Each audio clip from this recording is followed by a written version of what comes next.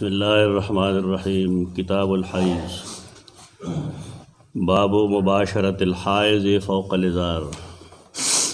हदीस आयशा रज़ियल्लाहु अन्हा क़ालत कानत इहदाना इज़ा कानत हाइज़न फ़अराद रसूलुल्लाह सल्लल्लाहु अलैहि वसल्लम अन युबाशिरहा अमरहा अन तत्तज़िर फ़ी फ़ौरि हैज़तिहा सुम्मा युबाशिरुहा। क़ालत अय्युकुम यमलिकु इरबहु कमा कान नबिय्यु सल्लल्लाहु अलैहि वसल्लम यमलिकु इरबह। व हदीस मैमूनत क़ालत कान रसूलुल्लाह सल्लल्लाहु अलैहि वसल्लम इज़ा अरादा अन युबाशिर इम्रअतन मिन निसाइहि अमरहा फ़त्तज़रत व हिय हाइज़। दा किताबुल हैज़ दे हैज़ बारे की माँ यो दुआ द्रे रोज़े मखिम सो ज़िक्र करो। दा लफ्ज़ खलक ना अखली नुम ना अखली हैज़ न वही पुख्तो के और जामी वही दफलान के जामे रागली दी यादा वही दफलाने सर खिरन शेर ताकि अहकाम मुंग मख के वेली दी दीन प मसाइलों की चचा शर्म कड़े ना बेल मपाते शेर नुमा गस्तल सो गुनाह न दे करे च अल्लाह प किताब की नुमश्तरे यसअलूनका अनिल महीज़ कुल हुवा अज़न फ़अतज़िलुन निसा फ़िल महीज़। पदीस जुनो के हया मया नहीं राउस्तल पगार तो देरा पारा च सड़े प खबर पूरा पोश अलबत्ता कशरान ब्या पोयवल पगारी चिकल जनाना गुलाम भी नागे तबियागी सर विंजल हुई प्लान के असर विंज मतलब दाई मुहावरा द पुख्तनो च द हैज़ ने गुस्लो को पागशवा तिजान लाहकाम दी समंग मख के वेली दी सवसवायु इंशाअल्लाह मुंग दा वेली च हरा गजनाना च बालिगई बालिग वाली तौरसी और दागी उम्मीद नहीं पखेटा बांधे और उम्र द इयास और ना उम्मीदें नहीं तो दागे पम्याश की औजल वी नाराजी प खास अंदाम बांधे दा विना यो सातम के दिशी यो रोज़म के दिशी द्रिरोज़म के दिशी पिंजम के दिशी वम के दिशी तदेरा पारा स खास कायदा बयानवल सही न ताकि वजह दादा चेदे हालात सरम ताल्लुक़ दे खुराक सरम ताल्लुक़ दे जिस्मानी ताकत सरम ताल्लुक़ दे तो दीन पर किताबों के दरेवना वोर वज़ पूरे दागे दा मतलब नहीं च बस बिल्कुल दक भाई उमूमी तौर चूगूर न दगई दा कमेदेम शील कमख के माद इमाम शाफी रहमहुल्लाह कौल पेश करो चागवेल मायो जनाना दा सिली दले दा च दागे यो सात तपारा हैज़ राग बयानो वादा हर चा हालत जुदाई यो जनाना दा सी चा खुराक ता एक कमज़ोरी नो दागे हैज़ बकम राजी और दकमे जनाना खुराक चखी खुशहाली द वजूद ताजगी और मजबूत वाले डेरे दे बड़े राजी बाद दासी चीता पखास अंदाम की तकलीफ़ पैदाशी मसलन वाज द पैदाशी रसूल पैदाशी दागेड़ो राजी ना देना कैदा म जोड़ा है हाँ दा टिक दा च अक्सर दासी च कम अज़ कम देर रोज़ी और ज़्यादा न ज़्यादा वो रोज़ी तेरे सा अहकाम दी सो कुरान बयान करी दी सो हदीस बयान करी दी ना कतल पगार दी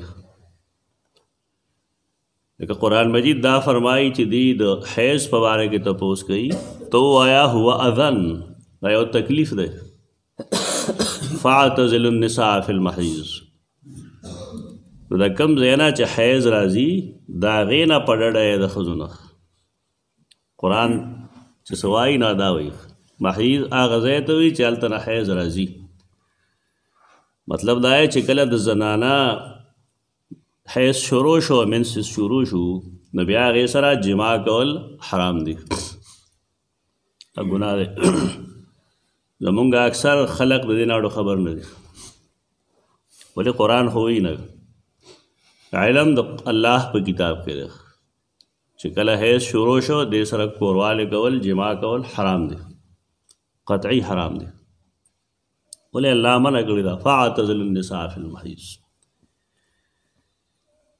वो सो खुदा का शान लग गया दी हैज़ व पन हैज़ कि न गुरी हो खपल शहवत पूरा दी और चा ख्याल ना ले चना चूँकि जमा खजरा तो द हैज़ प दौरान के गमा बल तरफ इस्तेमाल को दा जायज़ी डेर पदा की मुसीबत के गिरफ्तार दे नाम गुनाह कबीरा दे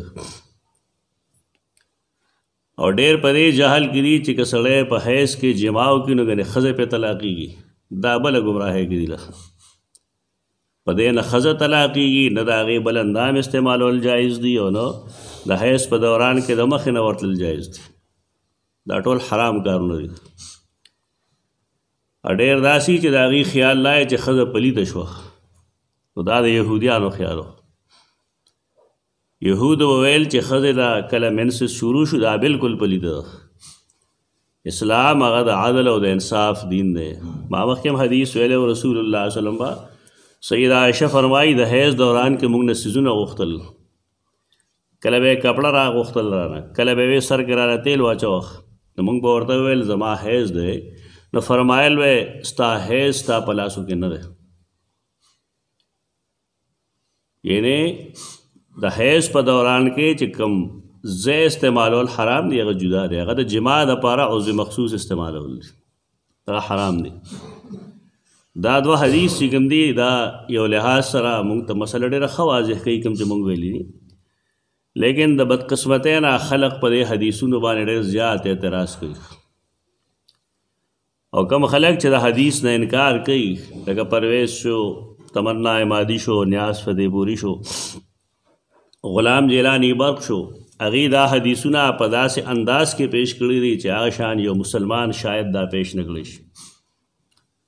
ډېر د کفر عظیم کار یې کړی دی. د هغې وجه دا ده چې په دې کې یو مشترک لفظ دی مباشرت، لکه الفاظ په دې کې دا دي.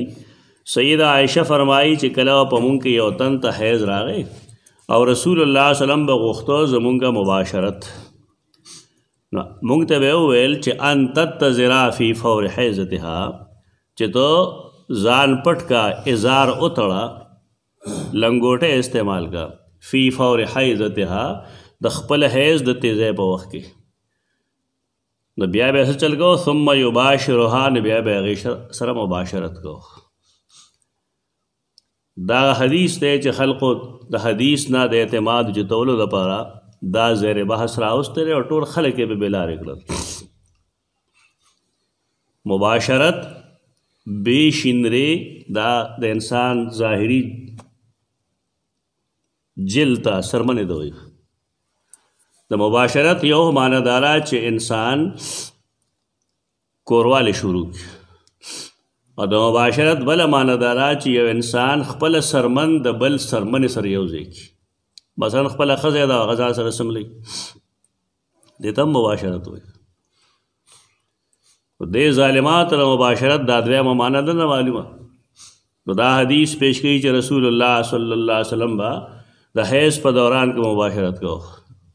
نعوذ بالله من غضب الحلیم. او دا بعض علما صاحبان هم وایي.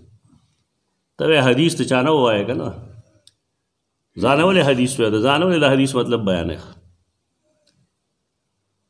دې ملک مصیبت دا دی چې دین څوک زده کوي نه، او دین د استاد نه وي. خیال یې دا دی چې ما یو کتاب راواغست او دې کې مې وویل زه پوه شم، ته په هېڅ نه پوهېږې. دا د ماشومانو د بیلورو لوبې نه دي، دا د الله دین دی، او دا به استاد نه زده کوي. تا چې استاد نه ویلي الله ګواه دی که ته په ټکي پوه شې. تاسو د هر منکر حدیث کتاب راواخله، دا حدیث په پکې لیکلي، دا حدیث د صحیح بخاري دی او دا حدیث د صحیح مسلم هم دی. د دې د کنډم کول لپاره او د حدیث د اعتماد اوچتولو لپاره د مباشرت معنا کوروالی کوي، ګمراهي دغه ده. دې کې اصل کې رسول الله صلی الله علیه وسلم دا ښودل غواړي چې د یهودیانو دین غلط دی. هغې داسې کوي چې کله د زنانه منسز برالل نو هغې به د هغې د لاس خوراک څښاک نه کو، اخلی پخلی به یې د هغې نه خوړ، هغې به یې د ځانه جدا کړې، د هغې د لاس نه به یې څه شی نه اخست. رسول الله صلی الله علیه وسلم د یهودیانو بالکل مخالفت کوي په هر یو څیز کې. هغه فرمایل چې که یو سړی د منسس په دوران کې خپلې ښځې سره سمبلي نو سمدلي. حدیث کې دغه مطلب ده. دومره دا چې موږ ته به یې ویل چې نتذرا فی فور حیضتها، فور جوش وهلو ته وایي. د حیض په دوران کې ازار دی واچولی شي. ازار هغه لنګ ته وایي چې هغه د نوم نه ښکته پورې خلک وتړي. ستا به خیال چې بني آدم لنګ وتړي نو بیا یې سره جما کېدی شي؟ داسې پاګلان دي ظالمان چې کله یو بني آدم کچه اچولې ده یا هغه یو دا حصیز اچولی دی چې د هغه عضو مخصوص پټ شوی دی او د پاسه یې په ازار هم اچولی دی، دې سره جما کېدی شي؟ نشي کېدی. خامخا حدیث پورې د خندني دپاره یې دا معنی کړې ده. او بیا یو بله مسله هم شوې ده، هغه دا چې دا دواړه دا حدیث لومبنې د دې راویان چې کوم دي هغه ټول کوفې واله دي. یعنې د امام بخاري نه واخلې تر سید عایشې ترمنځ پورې چې څومره راویان دي هغه ټول د کوفې باشندگان دي. او د کوفې باشندگان اکثر شیعهګانو. بس خلقو له نقطه په لاس ورغله چې دا جي د کوفي شیعهګانو دا حدیث جوړ کړی دی او عایشه رضی الله عنها به بدناموي. هغه کوم چې ځان ته لږ مهذب وایي که نه هغې دا خبره کړې ده. لکه د کوفې ټول خلک شیعهګان دي. امام ابو حنیفه هم د کوفې و، نو سره خیال هم شي. حدیث ډېر ګران علم دی، دا آسان چیز نه دی، دا د هر چا کار نه دی، دا په ترجمو نه کېږي. حدیث استاد نه ووایه او داسې استاد نه ووایه چې هغه حدیث ویلي. زموږ ملک کې خلک حدیث نه وایي، په دې مه دوکه کېږئ چې خلک حدیث وایي. حدیث چې کوم خلک وایي د هغې طریقه دا وي چې استاد ناست وي او شاګردان غیر چاپېر ناست وي. استاد خوله نه وازوي. یو شاګرد به عبارت وایي په عربۍ کې، استاد به هغه اوري. دی چې ستړی شي بیا اول وایي، بیا اول بیا اول بیا اول. که دی کې چېرته د زور زیر پیښ غلطي راغله نو استاد ټیک کړي هغه، او که د زور زیر پیښ غلطي راغله نو استاد خاموش. هرې مدرسې ته چې لاړ شي د حدیث درس خلک داسې کوي. په دې تعلیم څه زده کړل؟ هېڅ نه ورځي. دا ګپ نه دی، مونږ هم په دغه طریقه ویلي دي. هره مدرسه کې د حدیث د درس طریقه دغه ده او دا غلطه ده. مشکات المصابیح سم وایي، هغې پسې د حدیث په کتابونو کې د سنن ترمیزي سم وایي، ځکه چې په هغې کې فقهي اجتهادي اختلافات ذکر کېږي چې رفع الیدین به کوم او که نه به نه کوم، امین بالجهر به وایم او که به نه وایم. هغې له دا ټول تکړه دي. خو نور حدیثونه صحیح بخاري په دې انداز وي دا ما چېرته څنګه ووایه چې استاد به ناست وي. د علوم دیوبند کلپس پراته دي په نیټ باندې وګورئ، واورئ. د علوم کراچۍ هغه په نیټ پراته دي، دا غټې غټې مدرسې دي. په دې ملک کې خلک د حدیث مذاق اړوي. دی له حدیث نه ورځي. ټول نه لوی کتاب صحیح بخاري دی. په صحیح بخاري کې کتاب الایمان سم و یا خمنډ وي. او داسې داسې خلک هم شته چې هغه د حدیث 9 کتابونه په یو سر په 9 میاشتې کې وایي. دا ممکن ده؟ حدیث پورې خلک ټوکې نه کوي. دا دې خلقو دا دین شرمولی دی که حدیث صحیح انداز باندې شاګرد ته وویلی شي نو دا مسلمانان دی او دوی پوهېږي. دې خلقو چې دا فتنه اوچته کړې ده دی په دې بنیاد پورته کړې ده چې دوی د مباشرت منع نه ورځي. مباشرت منې یوه بشره د بلې بشرې سره ټچ کول، دې ته ملاس ته وایي. موږ ته استاد معنی کوله استراحت فرمانه. معنی به دا شي کانت احدانا اذا کانت حائضا، په مونږ کې چې به د یوې ښځې حیض و فاراد رسول الله صلی الله علیه وسلم ان یباشرها، او غوښتل به رسول الله صلی الله علیه وسلم چې هغې سره آرام وکړي. سملي ورسره نور څه نه وي، صرف ملاس ته وي. خپله ښځه ده بني آدم، دې کې د شرم څه دي؟ یو سړی یو کار شپه روز کوي او په خولې نشي ویلی، شرمېږي، نو دا څه کوي؟ د ډوډۍ د خوړلو ذکر کېږي لیکن دلته مسله خلک نه بیانوي. ولې خلک به څه وایي؟ څه به وایي؟ خلک خوار څه وایي؟ وایي به نه. سیده عایشه فرمایي چې کله به یې دا غوښتل ان یباشرها چې خپلې کورواله سره سملي په داسې حال کې چې حیض یې وي، امرها نه هغې ته به یې وینا وکړه ان تتزره چې دا ازار وتړي. ازار لنګ ته وایي. فی فور حیضتها د خپل حیض د جوش په دوران کې، یعنې د حیض شروعات به او د هغې باوجود به یې موږ ته وویل چې اراده به یې وه چې سملي یو کس سره نو به فرمایل خپل ازار بنګخ. دا بې عزتي نه ده د رسول الله صلی الله علیه وسلم، دا ګستاخي نه ده، ځکه هغه انسان و. کم حاجتونه چې زمونږ وي هغه د رسول الله صلی الله علیه وسلم و. هغه ډوډۍ خوړله که نه خوړله، بار ته به ته که به نه ته. او بشر دی، بشر په دې دپاره دی چې زمونږ دپاره پای کې نمونه جوړه شي. خلکو رسول الله صلی الله علیه وسلم د بشر نه پورته څه شی ګڼلی، هغه انسان دی.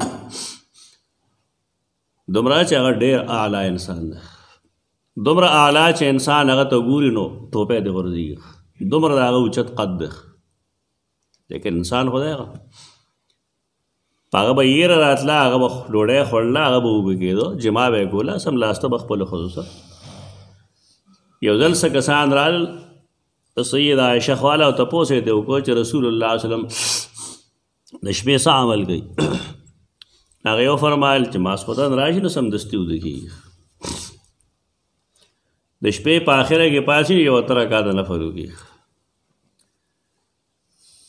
چې نفلو نه فارغېږي نو بانګ یې ویلي،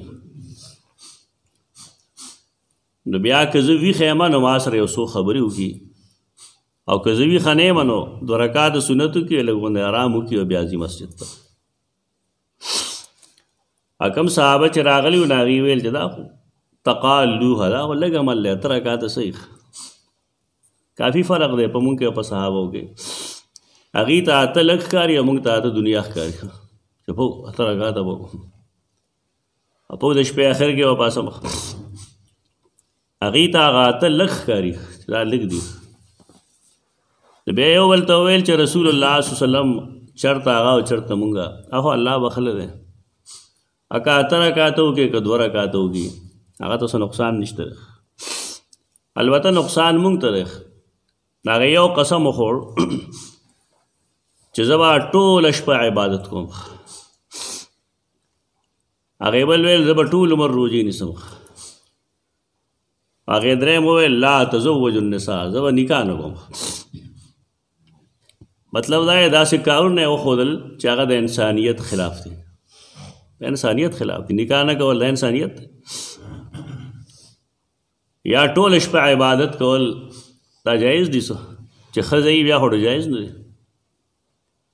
او که ښځه یې نه وي نو آیا د خپل نفس دپاره د آرام دپاره به دې څه کوي که به نه کوي؟ ټول عمر روژې نیول دا خو ځان تباه کول دي. خلک نیکی کوي لیکن هغې د نبی کریم صلی الله علیه وسلم اتباع نه کوي. د هغه اتباع لازم ده. دی لاړل یو ساعت پس رسول الله صلی الله علیه وسلم کور ته تشریف راوړو. سیده عایشه ورته وویل چې درستانۍ فلانۍ راغلي، داسې خبرې وشوې. جومات ته لاړ، خلک یې جمع کړو او ډېر زیات قارېدلی و. ویې فرمایلی فلانۍ فلانۍ راغلي و، داسې خبرې کړې دي. بیا یې فرمایل په تاسو کې کم یو کس زما نه زیات متقي دی؟ تاسو زما 8 رکعته کم ښکاري؟ دا طریقه ده زما. بیا یې فرمایل زه کله نفلي روژه نیسم او کله نه نیسم، کله د شپې زه عبادت کوم او کله کله اډو کوم نه. واتزوج النساء، ما ښځو سره نکاحونه هم کړي دي. دې څه مطلب دی؟ زه بشر یم، زه انسان یم. رسول الله صلی الله علیه وسلم د بشر نه پورته څه شی نه دی، هغه انسان دی. بېشک ډېر اعلی انسان دی. داسې داسې خلق تیر شوی چې به ټوله شپه عبادت کوم. رسول الله صلی الله علیه وسلم ته پته لګېدی، نه ورته فرمایي لنفسک علیک حق ولزوجک علیک حق. ستا د نفس هم پتا حق دی او ستا د ښځې هم پتا حق دی. د عبادت دا مطلب نه دی چې ته د ښځې حق مه ادا کوه. دا هدایت دي کوم چې زمونږ دین کې موجود دي. سیدنا عمر رضی الله عنه له یو صحابیه راله او هغه ته وویل چې زما خاوند ډېر ښه سړی دی، ټوله شپه عبادت کوي. اور ته یې ښه دی، ښه سړی دی. پوهه چې دی زما به خبره پوه نه شي. لاړه ځای نه.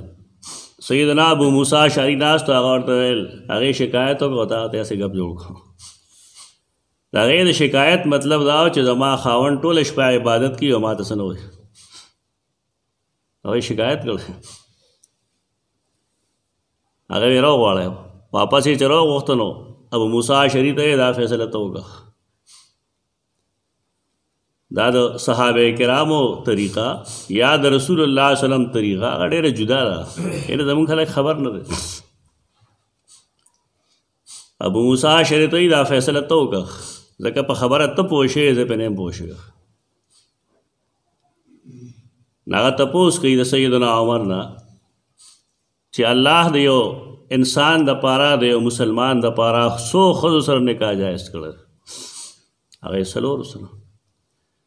د هغه مطلب دا دی چې په څلورمه ورځ به خامخا دې ښځې ته ځان یو ځای کوي. دا مطلب شو. دا دومره باریکی باریکی خبرې زمونږ دین کې موجود دي لیکن وی څوک هر سړی به د ځانه به ګتی وی هوایي باخې والوځي. صحیح خبر ہوگا. رسول الله صلی الله علیه وسلم انسان دی او عام انسانان چې کوم دی هغې له پکارداري چې څلورمه شپه باندې ښځې ته د نږدې کېدو کوشش وکړي کله چې د هغې منسز نه وي.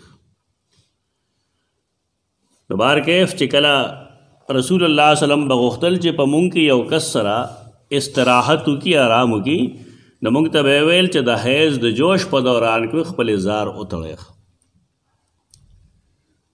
ثم یباشرها بیا به هغې سره سملاس.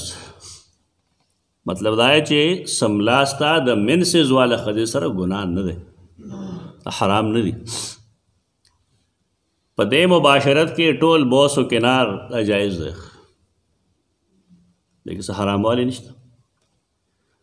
قالت وایکم یملک اربه نو بیا هغه وایي په تاسو کې کم یو کس داسې دی چې هغه د خپل ارب خواهش ته وایي جنسي خواهش دومره کنټرول کولی شي چې خپلې ښځې سره دې څوملي اوسه دې ورته وایي نه. دې کې مطلب د هغې احتیاط دی. احادیثو کې راځي یو بوډا صحابي رسول الله صلی الله علیه وسلم نه راغی تپوس کوي چې یا رسول الله زما ښځه ده او روژه ده ما هغې کې ښکل کړه بوس و کنار مې د هغې وکړه دا څنګه دي ته ټیک ده فرق نه ورځي. یو ساعت پس بل راغی هغه ځوان و هغه نه یې تپوس وکړه نو هغه یې منې کړه. دا کوم خلک چې نه پوهېږي نو هغه وګوره عجیبه دین دی یو منې کوي بل ته اجازت ورکوي. وایي ستا سر کې خشنه دی نو څه ووایو اخو د الله رسول له پوهېږي باندې چې دا ځوان خپل خواهش نشي کنټرول کولی او دا بوډا خپل خواهش کنټرول کولی شي. په دې وجه په روژه کې بوس و کنار باندې په ځوان پابندي ولګوله او په بوډا یې ونه لګوله. دا عین د فطرت مطابق دین دی کسی. نو سید عائشہ رضی اللہ عنہا هم مونږ ته وایي چې تاسو ګوره خیال کوئ ایکم یملک اربه کما کان النبی صلی الله علیه وسلم یملک اربه. پتا چې څوک داسې شته دی چې هغه خپل ارب او خپل خواهش باندې کنټرول وکړي څنګه چې رسول الله صلی الله علیه وسلم کړو. نو دې کې موږ ته څه پته ولګېده هغه دا چې کوم سړی کنټرول نشي کولی دا اگر چې دا عمل جایز دی خدای یې نه سملي. حدیث مطلب دا دی حدیث دا نه و چې مباشرت بمانے جمع سے اعتراض کو پر رسول الله چې جی قرآن یو څه وایي پیغمبر بل څه وایي او ډېر پاګلان یې څه به وایي دا حدیث چې د قرآن خلاف دی لہذا غلط دی تا ویلی نه نو د ځانه مطلبونه بیانوي دا حدیث دا ما چې څه وویل دا ټولو محدثینو لیکلي دلته د بار نه دی که ما یو لفظ نه دی ویلی دومره چې ما پښتو کې ووایي بس. فتح الباری ابن البطال کرمانی وغیرہ ټول محدثین د دې دغه مطلب بیانوي. ښکاره دا چې په حدیث به څوک پوهېږي محدث پوهېږي. مثلا یو سړی دی هغه لواره کار کوي نو ستا به خیال په ترکاڼی پوهېږي. یو سړی چمیار دی سپلی په کار پوهېږي نو ستا به خیال په ترکاڼی په کار پوهېږي لواره غلطه ده. انسانان دي ټول خو د یو کس یو هنري یو فنوي د بل هنري بل فنوي د بل فنوي. حدیث د هر چا کار نه دی دې لپاره خاص خلک دي هغې دا د استادان نه ویلي او په داسې انداز یې وایي چې قرآن او حدیث سره تصادم نه راځي. دا کوم چې تصادم پیدا کوي دی غریب څه ویلی نه دی داسې د بار نه متاثر شوی دی ذهن یې د حدیث خلافي په حدیث اعتراض وکړي. نو دا حدیث دی د سیدہ عائشہ ورپسې حدیث دی د سیدہ میمونہ دا دواړه د رسول الله صلی الله علیه وسلم بیان دي هغه وی کان رسول الله صلی الله علیه وسلم اذا اراد ان یباشر امرأة من نسائه هغه حدیث ته الفاظ لګ بدل دي کله چې رسول الله صلی الله علیه وسلم غوښتل چې آرام وکړي د خپل یوې ښځې سره په داسې حال کې چې د هغې منځ وي امرها هغې ته به یې وینا وکړه فتزرت ای به اظهار وتړو لنګ به وتړو وهي حایض په داسې حال کې چې د هغې به حیض و نو دې حدیثونو نه موږ ته پته ولګېده چې په دغه دوران کې ما سوا د جماع نه نور هر څه جایز دي د حیض په دوران کې د جماع نه سوا بوس و کنار ملاسته د هغې د لاس خوراک د هغې څښاک د هغې جامې وینځل لوښي وینځل دا ټول هر څه جایز دي په دې کې څه قباحت نشته دومره دا چې کوم یو کس ځوان دی او هغه خپل نفس نشي کنټرول کولی نو هغې د منسس په دوران کې د خپل کورواله نه یو طرف دی دې لپاره چې ګناه تې ونشي ځکه چې د حیض په دوران کې جما کول ګناه دی د ګناه نه د بچ کېدو لپاره احتیاط ضروري دی اقول قولی هذا استغفر